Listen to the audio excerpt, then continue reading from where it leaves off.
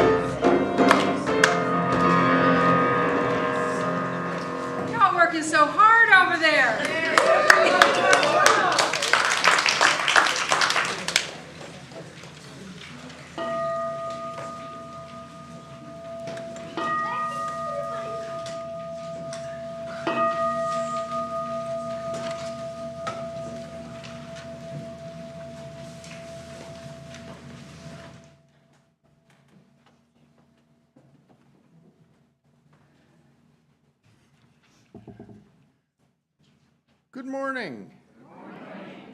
I'm Jeff White, and I serve on your board of directors. And whether this is your first time or your second time or your millionth time, thanks for being here. You're all welcome. And that includes, of course, everybody here that's here, but also our online folk, and that's a really important thing. So in a second, let's look up to this camera up here, and we'll wave. We're also giving everything a chance to set up. So 1, 2, 3, hi! Hi! And it's good to be able to include everybody, because sometimes it's really hard to get out.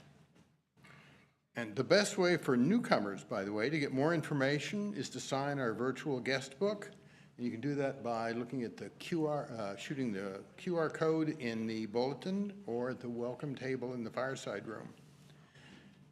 And we are a multi-generational congregation, so all ages are welcome all the time.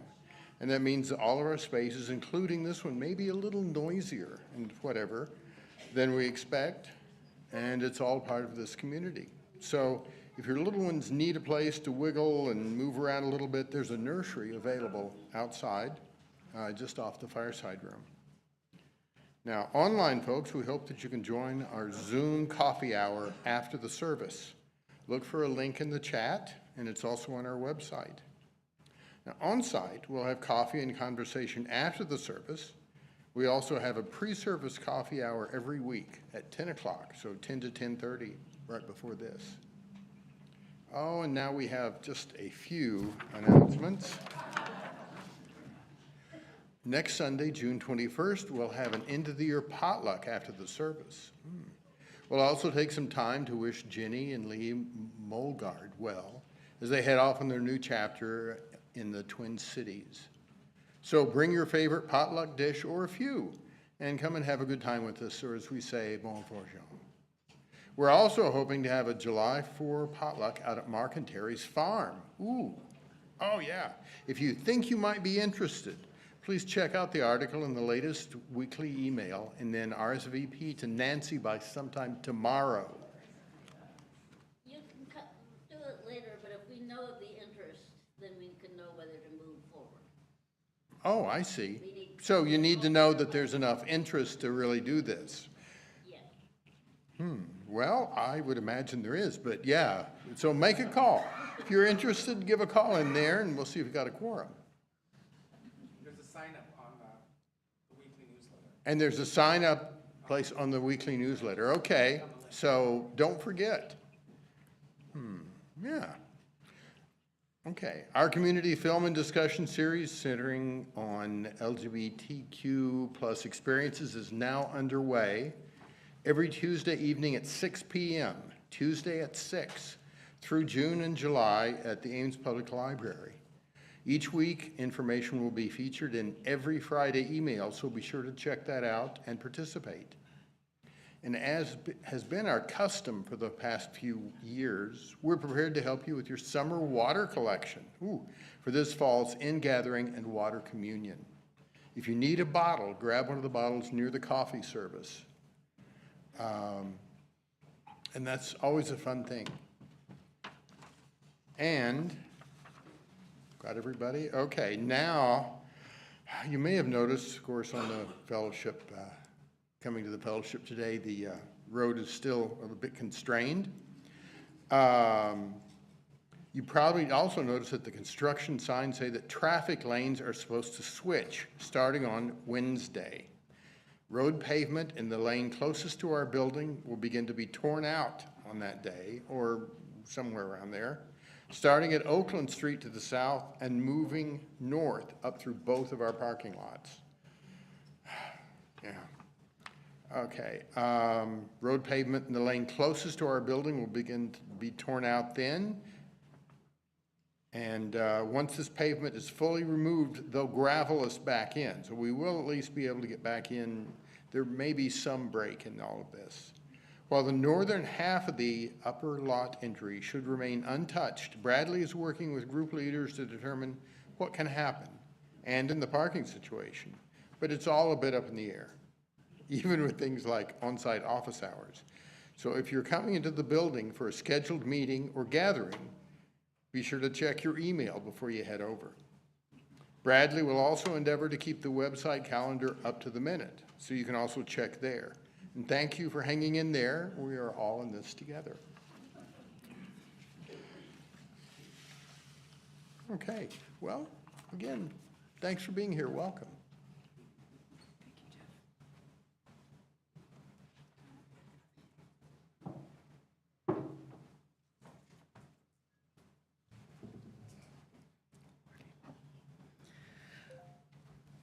We speak so often of brokenness in religious life. Let us speak today of wholeness. You are welcome here, all of you. Every part of you beautiful just the way you are. Here, you do not need to be something more or something less. No holding back, no hiding, no exerting yourself, no trying to do more or to be more. You have inherent worth and dignity.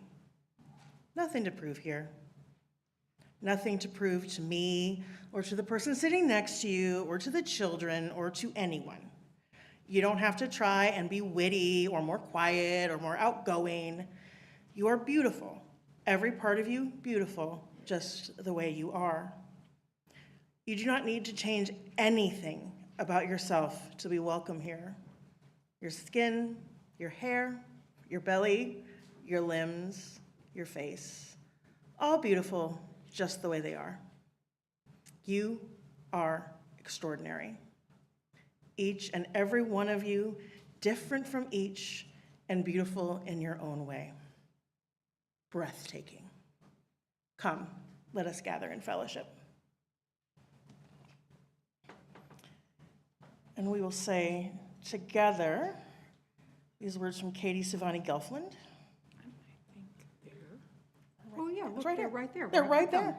Right where you put them. Amazing. Breathtaking. You're beautiful. I do what I can. And I'm just going to get gayer through the rest of the month, so brace yourselves.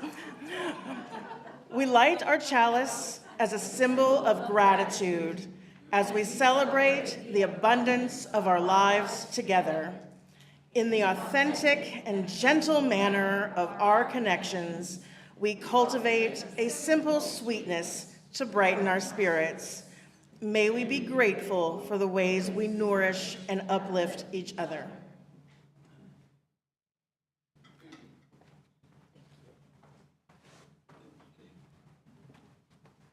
Now, please rise and body your spirit and join me in singing Circle Round for Freedom. We'll sing it twice through.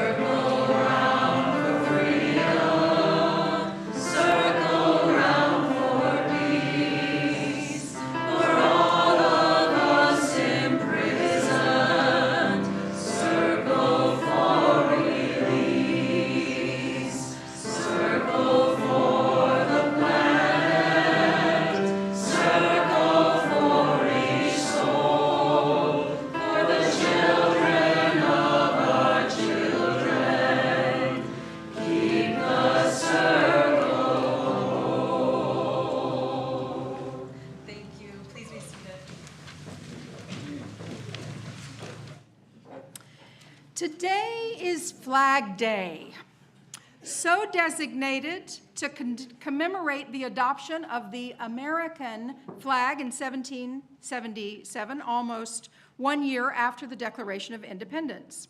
I'll invite our flag bearers to come over and assume the position. What did the 13 stripes, just leave it until you pick yours up. All right. All right. I'm just so prepared. I know you are. So the American flag, what did the 13 stripes alternating red and white, what did those represent? Colonies. What did now we have 50 white stars on a field of blue. What do those represent? States. States, absolutely. All right, well, here's the thing about national flags. They are meant to represent all the people. Well, there are a lot of folks who are left out of our flag, including folks who were colonized and folks in territories of the United States. Anybody can feel represented by the flag, and it's okay if you feel that it does not speak to you. Flags can't do everything, and that's why they change over time. So let's engage in a little vexillology. Oh, now there's a good word, isn't it? Say it with me. Vexillology. That is the study of flags. Vexillology. Did you know that? Yeah. I love that word. You knew it. Yeah. Folks in the early gay pride movement felt that they were not included in what it meant to be an American. They wanted a flag to rally around, an expression of who they were. What started in 1978 with one flag has now morphed into a grand, colorful collection of pride flags, each with specific colors and symbolisms. We're going to take a look at some of the many pride flags with a little description of each. All right, let's go to that first slide, and Mark, if you'll come up. This is close to the original 6-color flag designed by activist, veteran, Army veteran, drag queen, and artist Gilbert Baker. It made its debut at the San Francisco Gay and Lesbian Freedom Day Parade in 1978. He was inspired by the Rolling Stones song, "She's a Rainbow." And each color had a specific meaning. Red symbolizes life, orange, healing, yellow, sunlight, green, nature, indigo, serenity, and violet, spirit. By the 1980s, the rainbow flag was being mass-produced in multiple sizes on clothing and accessories. Dr. Sue is wearing that flag today, proudly. A version of the 6-colored pride flag has been proudly hanging in the Museum of Modern Art, MoMA, since June 26 of 2015, the day the U.S. Supreme Court legalized same-sex marriage. Okay, Mark, you can go on, and Sally, if you will bring the lesbian pride flag. Noticing a lack of universally recognized flags for lesbian, Emily Gwen designed the lesbian pride flag in 2018. It features 7 shades of pink with a white stripe in the center. Some flags vary, and so what you see may not be always what you see here. They vary a little bit. The pink and white stripes represent love and attraction to women. The orange stripe, or the lighter pink, represents community, and the white stripe represents intersexuality. Okay, thank you, Sally. And Gabriel is I want to mention that the flag carrier may not identify with the flag that they carry. Don't read anything into who's carrying what flag. The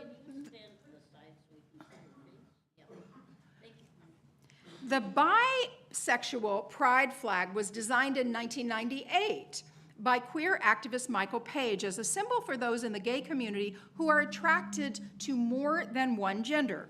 The flag's pink stripe represents same-sex attraction. Its blue stripe represents opposite-sex attraction, and the purple stripe represents a combination of both. Thank you, Gabriel. Susan is bringing the transgender pride flag. It was designed by activist Monica Helms in 1999 to represent those whose gender identity differs from the sex they were assigned at birth. The transgender flag features a set of 5 horizontal stripes in light blue for baby boys. The pink stripe represents the traditional color for baby girls, and the white stripe represents non-binary or gender non-conforming individuals. Thank you. Next comes the Philadelphia Pride flag. It's another variation on the traditional flag, but it contains elements of the newest progress. It was designed in 2017 by artist Daniel Quasar. In addition to the 6 colors of the rainbow flag, the Philadelphia Pride flag features black and brown stripes at the top to represent LGBTQ+ people of color. Thank you. Non-binary pride is a symbol to the non-binary community, which includes those whose gender identity is not exclusively male or female. The non-binary flag was created in 2014 by activist Kai Rowan. These stripes, yellow, white, purple, and black, yellow represents gender outside the binary. You know the binary, male, female. Gender outside the binary. The white stripe represents those who identify with multiple genders. Purple represents a combination of masculinity and femininity. And the black represents those who identify as agender, without a gender, agender. Thank you, Tegan. The gender fluid pride flag first appeared in 2005 at a gay pride event in Columbus, Ohio. And it was recognized in 2012 by J.J. Poole. They designed a flag to provide clear and distinct representation for folks who are gender fluid, filling a gap for invisibility in the LGBTQ community. The pink stripe represents femininity and female identity. The white stripe, agender and gender neutral identity. The purple stripe, mixed gender identity. And the black stripe, all other genders. And the blue stripe, masculinity and male identity. So all of those come together in that gender fluid pride flag.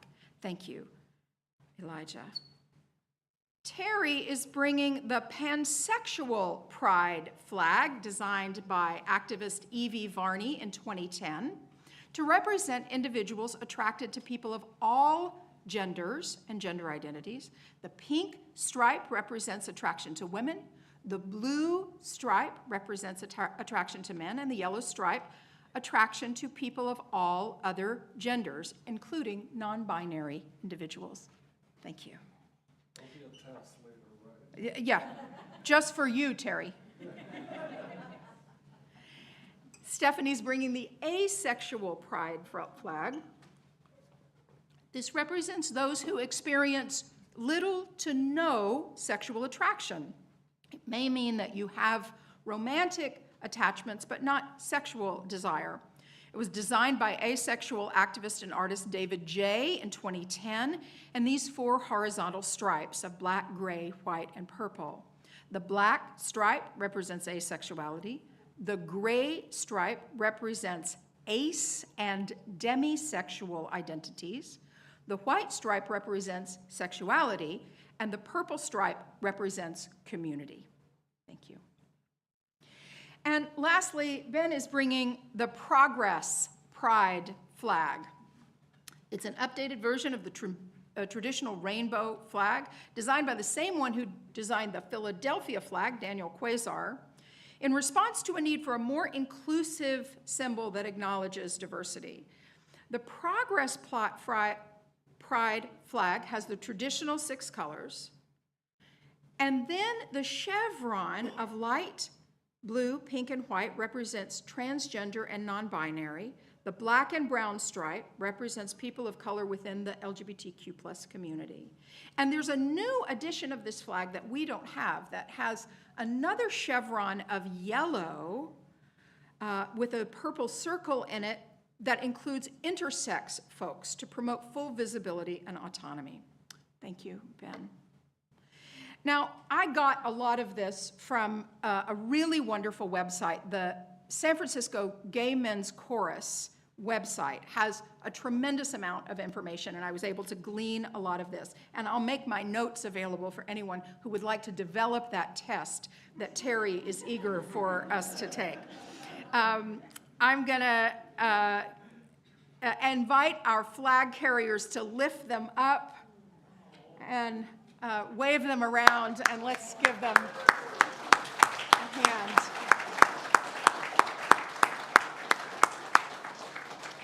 And as they come back and put them back in the carrier, I want to give special thanks to Bradley Duckstein and Craig Mushel for the logistics, and Craig created this flag stand just to order for us. So we appreciate that. Yeah.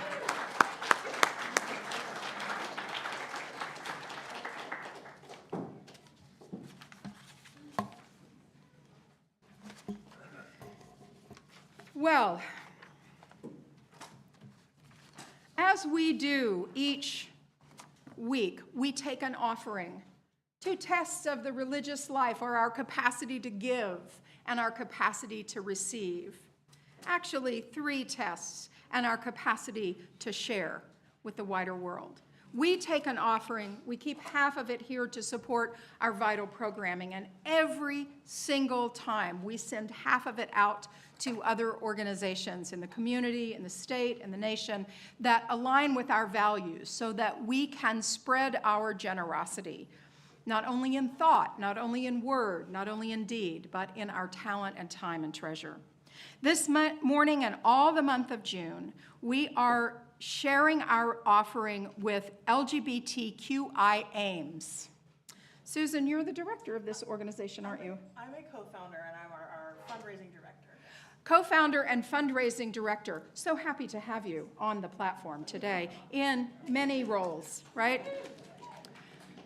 LGBTQI Aims has a goal to create opportunities for the community to connect, to have fun, and support one another, and they hope to eventually have a physical community center space. They advance our values of justice and equity by striving for a more just and equitable community for all queer Iowans. So we're going to pass the baskets here in Fellowship Hall. You can always give online if you've got your smartphone or you're joining us online. And if you are visiting with us, please know that your presence is gift enough.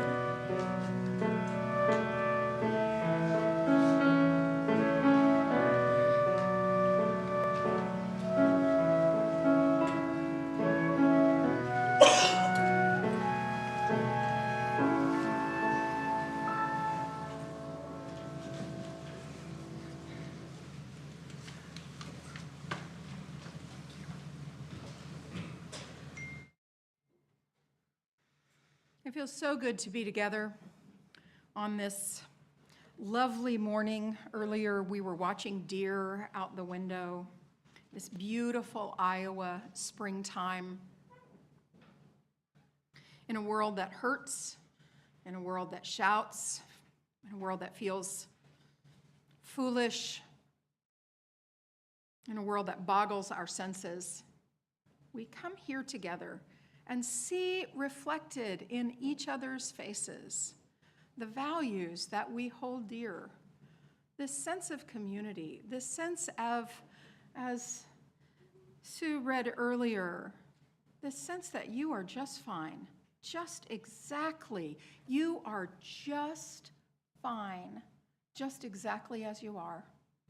Whatever is roiling within you, within your family, within your own sense of self and our country and our whatever, we can bring it here and we can rest for this time together. That is holy and sacred space. Where else do we do that? Where we breathe together with our people, with our people.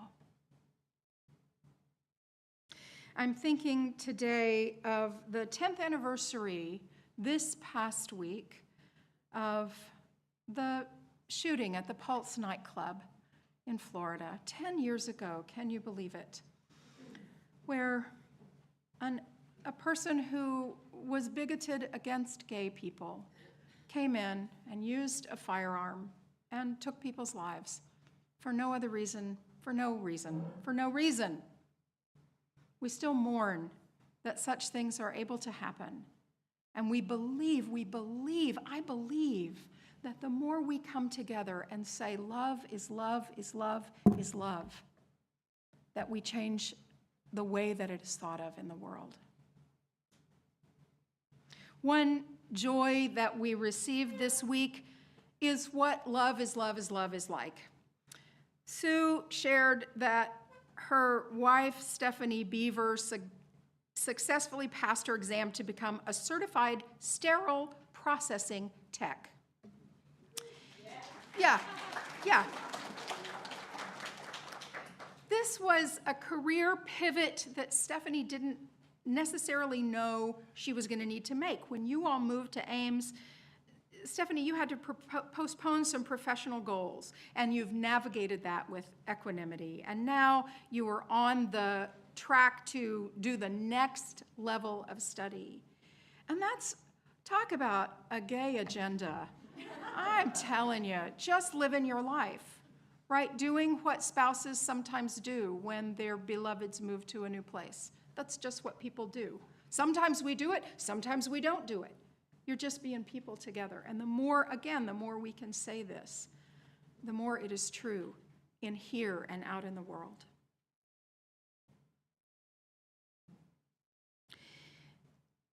Let's take a few moments of stillness, of quiet, of breathing together, and lift into this space the names of individuals or groups of people that you are holding particularly close today, that we can bless them with our shared, by being lifted into our shared space.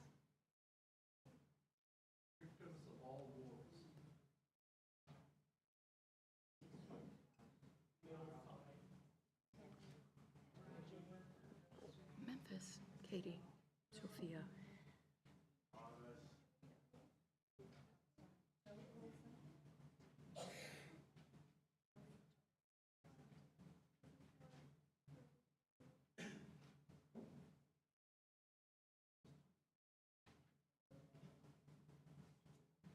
For all that is spoken and all that is unspoken, we continue this practice of expanding our hearts, of growing our empathy and compassion, knowing that we cannot face the troubles of the world alone, only that we can do that in community. Madison, do you want to lead us in song? Of course.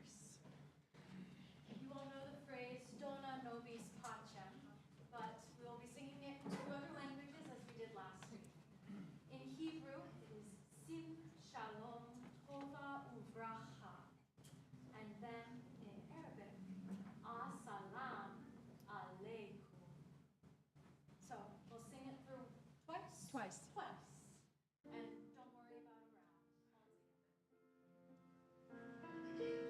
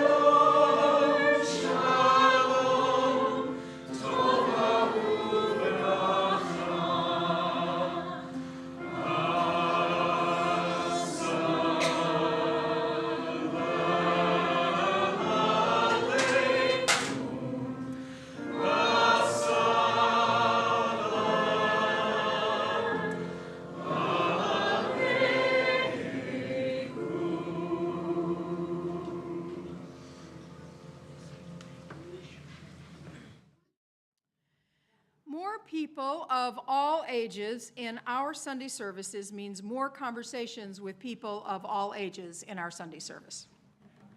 That's exactly what we hoped would happen, and it's bearing wonderful fruit. One lovely conversation that I had this past, maybe late winter, was when Clara and Marilla, two of our young folks, came to my office, asked for a meeting, and came to my office to suggest some sermon topics. They were quite interesting.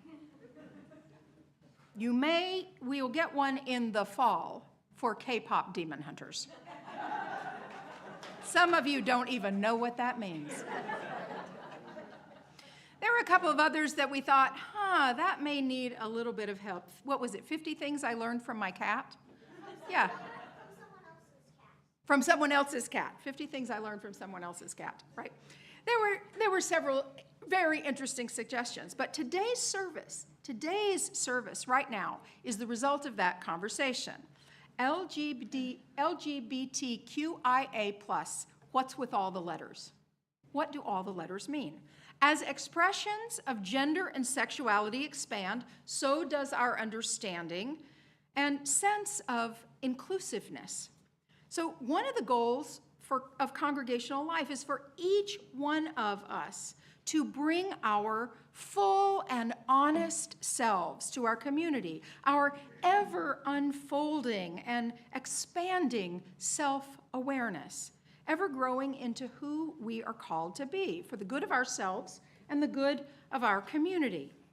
And so I really appreciate that Clara and Marilla said, let's ask a question. What's a question that we can engage in? Now, you've heard me say that we are countercultural here. In a society that values conformity and highly gendered roles that serve the patriarchy, we are here to say, be your full and authentic self.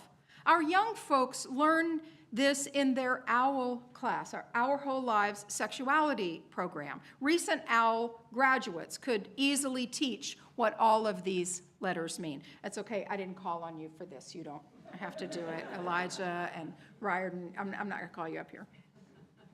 Okay, so first let's be clear on three important terms. Gender identity, your deeply felt internal sense of being male, female, a blend of both, or neither. Your gender identity is what you feel you are inside, all right? It may or may not align with the sex that you were assigned at birth, all right? Gender expression. This is the external presentation of your gender, typically through behavior or clothing or hairstyle, voice or body characteristics. This is what the outside world sees. You can be categorized as masculine or feminine or androgynous, but it doesn't necessarily indicate what you feel inside.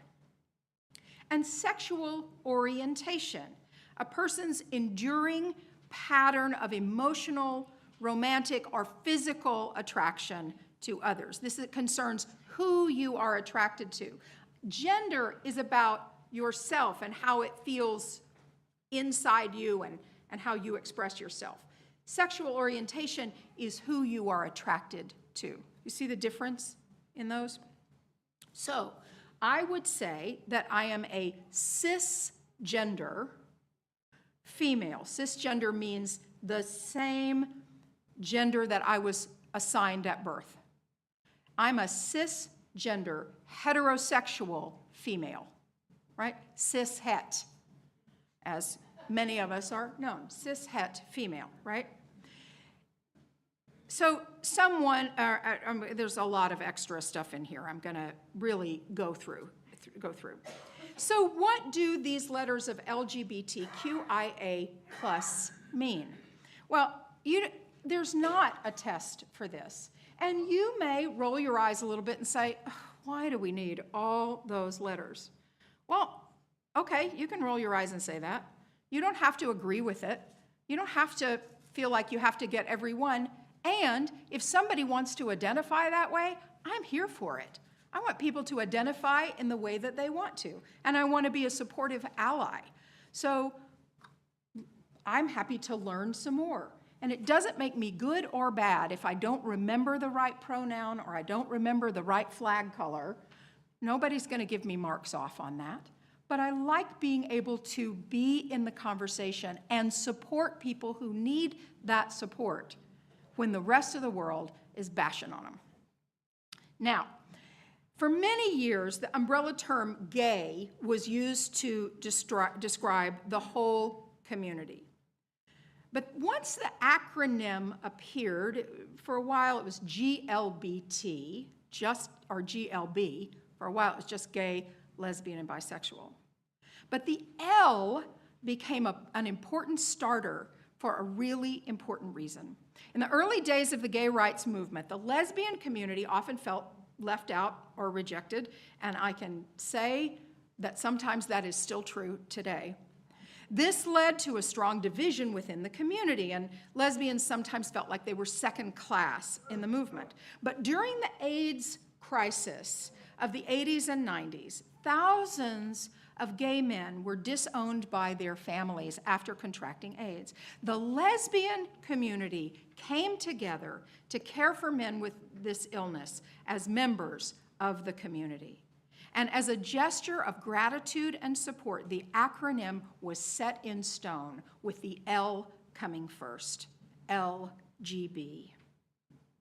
I love that story. I didn't know that. And I think it's really tender, and it talks about the history. There's a lot of history in here. So we know that lesbian is lesbian. Some girls like girls. The gay is gay. Some boys like boys.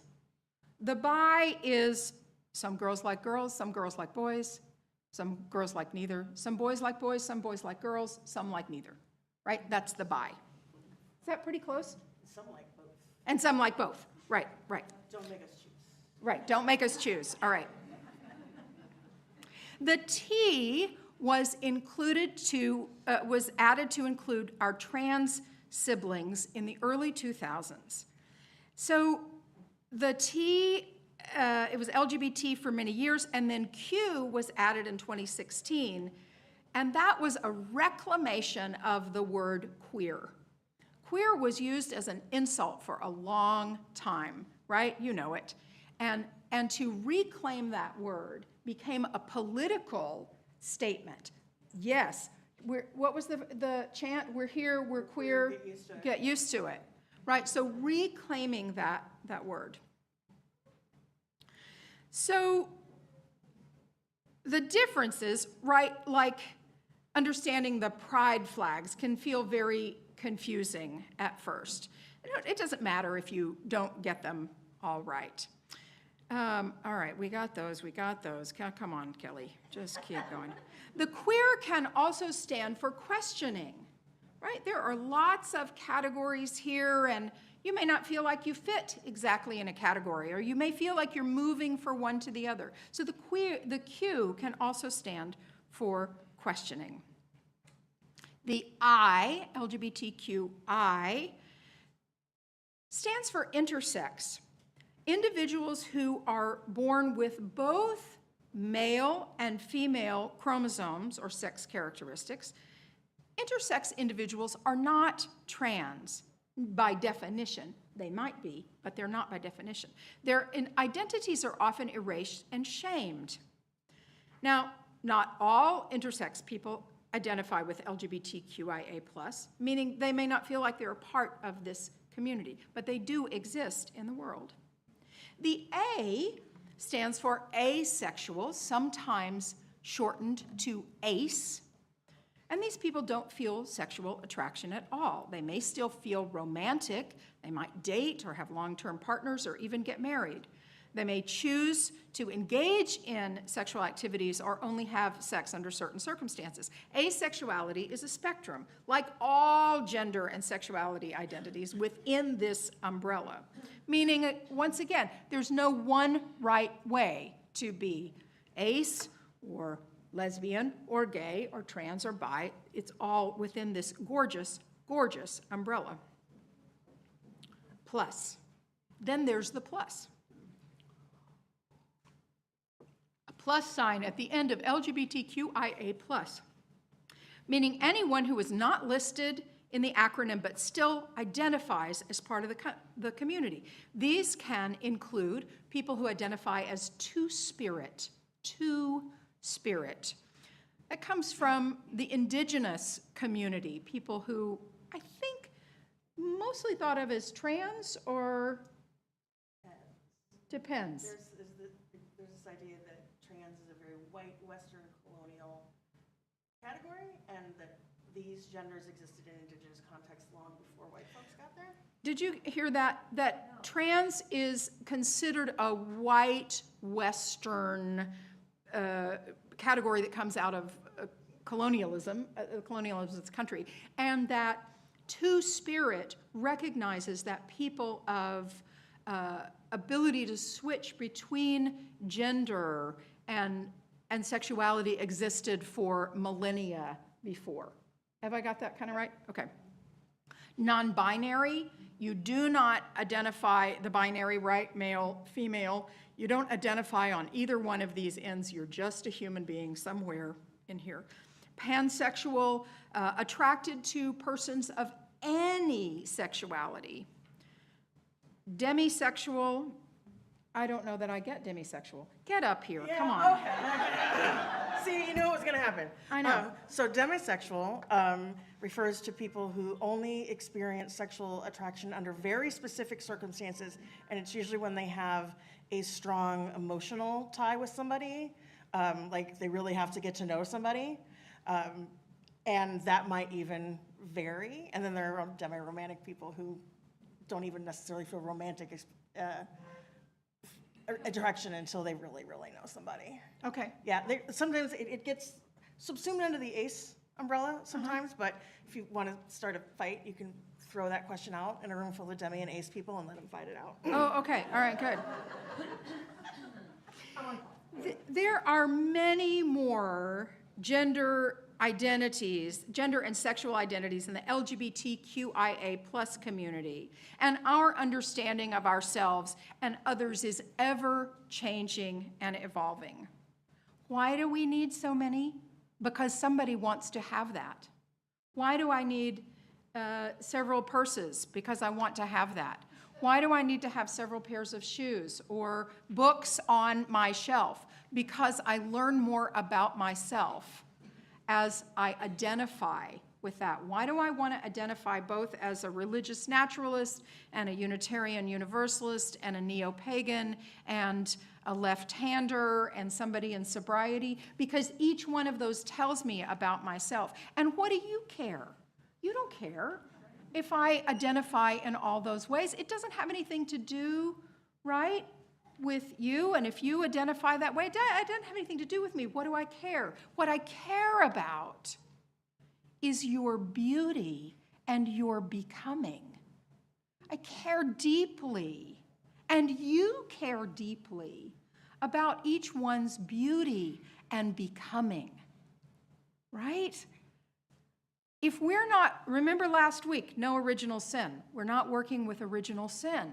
I don't need you to conform into somebody else's idea of what it means to be a human being. I need to be able to be in relationship with you as a person of values and compassion and open-heartedness. That's what matters. And my work, our work together, is to help encourage each other's unfolding. Now, here are a few moments, historical moments, in the Unitarian Universalists and in our congregation in support of LGBTQIA folks. Now, I find this first note fascinating. In 1967, the Unitarian Universalist Committee on Goals conducts a survey, 1967, conducts a survey on the beliefs about and attitudes toward homosexuality within the association. Over 80% of Unitarian Universalists in 1967 believed that it should be discouraged. Okay? 1967, right? So they were people of their time. They were living very much in patriarchal systems. The world is beginning to change in the 60s, but people grew up with what they grew up with, right? They believed that it should be discouraged. I don't know what the survey question was, but the result was not that it was wrong or that it was sinful, just that it should be discouraged. Now, rather than taking that on and discouraging homosexuality, the Unitarian Universalist Association, in their wisdom, I think, starts to pass resolutions to end discrimination against homosexuals and bisexuals. The resolution includes a call to congregations to develop sex ed programs that promote healthy attitudes toward diverse forms of sexuality. 80% of people think it should be discouraged, and rather than discouraging it, they decide to change hearts and minds. They decide to dig in, listen to the people, listen to the minority of people who are a part of it, people who are marginalized, and ask what is needed. We decided to lean into our universalism. Everyone has worth and dignity. How do we elevate that? I love that story. I didn't know it until this week. That's the power of change and what we can do together. That's the power of change and what we can do together. And I can promise you that not another denomination in the United States was doing that work in the 70s. It was later. The first minister comes out in 1969, James Stoll. He lost his job, but he was the very first one. There are lots of moments, and you can find these on the UUA website.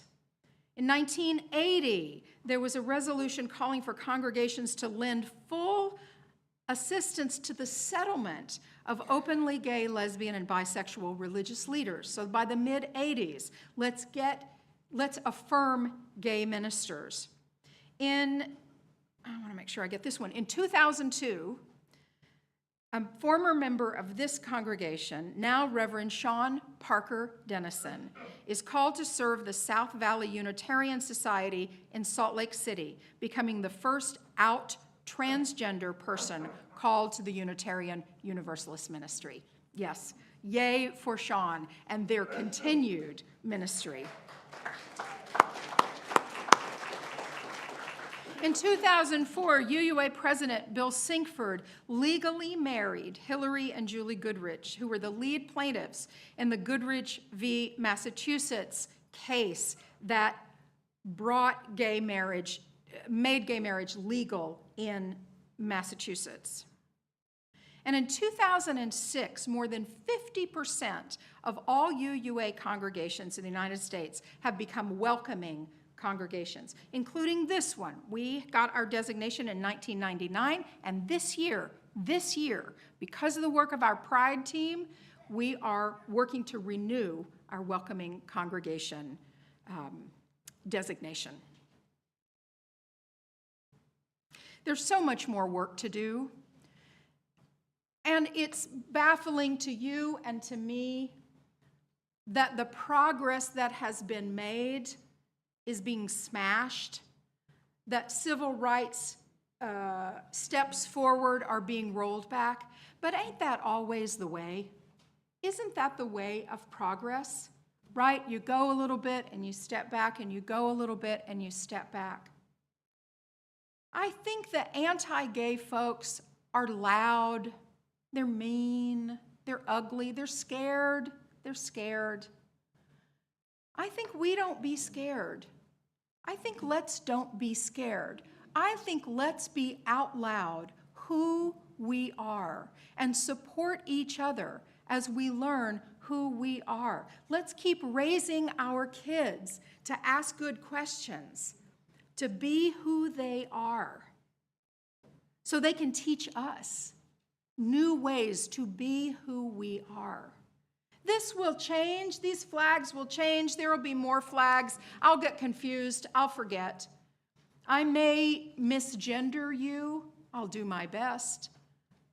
I may not call you by the right gender, but I will love you exactly as you are. And I can say that here looking at your faces because I know you love each other exactly as you are. That is the point in all of our exquisite, beautiful diversity. Now, I want to just close with this idea of how does this tie to flower communion. Here's a quick story about flower communion. All across the UUA, all across the country, Unitarian Universalist congregations are performing flower communion this month, right? This came from Norbert Čapek, a minister in Prague, Czechoslovakia, in 1923. Norbert Čapek had a huge church there, and he was lifting up tolerance for each other. And he wanted to create a communion that was not about, I believe in Father, Son, Holy Ghost.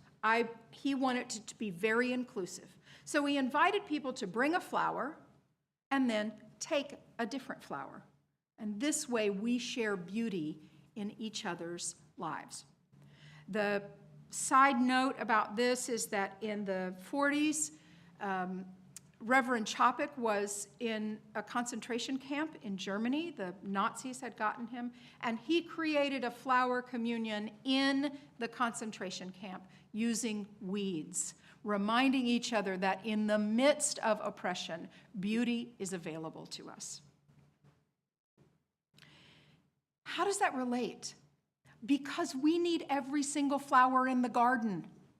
We need every flower in the garden, which for me says every colorful flag, every colorful person, every one of us is a flower in the garden, ourselves unfolding, becoming who we will be, our best selves.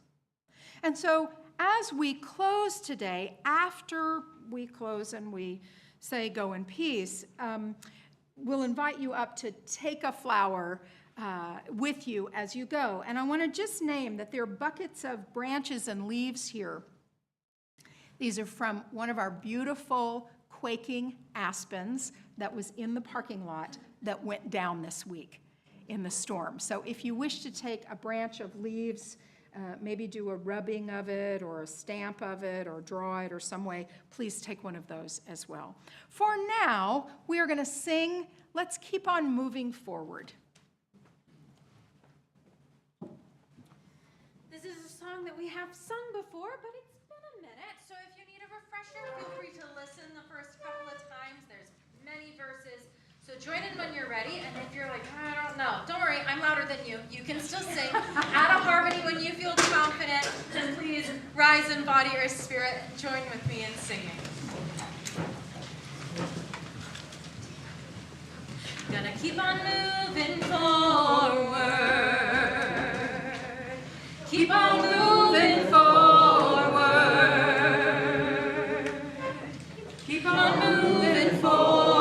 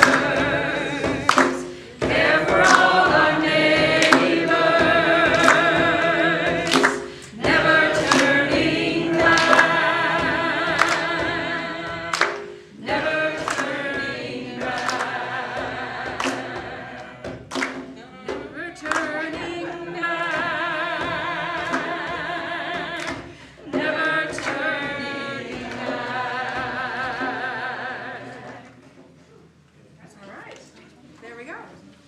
I thought so too. Please be seated.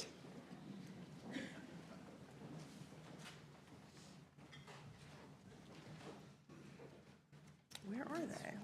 Right Here. Let us extinguish all of our chalices here and those with our friends online by saying together, we extinguish this flame, but not the light of truth, the warmth of community, or the fire of commitment. These we carry in our hearts until we are together again.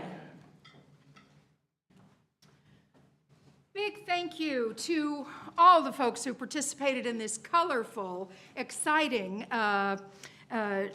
pageant this morning. Our flag carriers, Mark, Terry, Sally, Ben, Jan. I do that every time, don't I? Just tell Sally I'm thinking about her. I will, believe me. Ben, Tegan, Gabriel, Elijah, and Dana. I think that was 9. Thank you for all of you for doing this, for our musicians, Amber and Elijah, for Madison, always Madison, for our facilitator, Sue and Ben and Sarah, for people who brought flowers and people who will take flowers, for our tech team, Deborah and Donald, for the treat bringers and the coffee servers, and all the people who make this morning the exciting thing that it is. And finally, thank you to Marilla and Clara. Thank you very much for setting this up this morning. We are beautiful in our becoming. We will take beauty with us. Please feel free to, as you play us out, gather a flower and a branch to go out into the world. May you be blessed and may you be a blessing. Go in peace.